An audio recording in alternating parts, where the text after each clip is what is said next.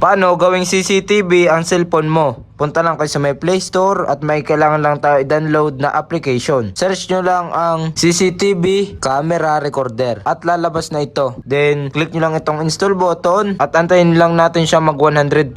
At kapag okay na, na-download nyo na yung CCTV Camera Recorder, ito nga pala ay nagana kahit siya ay offline. So, hindi nyo na kailangan ng Wi-Fi connection. At once na na-install nyo na, tap nyo lang to. At dito, click nyo lang itong Get Started. At dito, click nyo lang itong Video Recorder. Once na isi-set up nyo na ang inyong phone para maging CCTV. Then ito, click nyo lang itong allow button. Then allow uli. Then dito, click nyo na itong start button. At automatic na siya magre-record. So kahit mahaba ang ating video recorder, ang ating CCTV recorder, kapag marami kayong available gig sa inyong phone. At dito, kung paano nga ba makikita natin yung ating na-record na video, so punta lang kayo dito sa may go to video files. At dito nyo na makikita yung inyong footage. So ayan yung ating footage kanina. 24 seconds siya.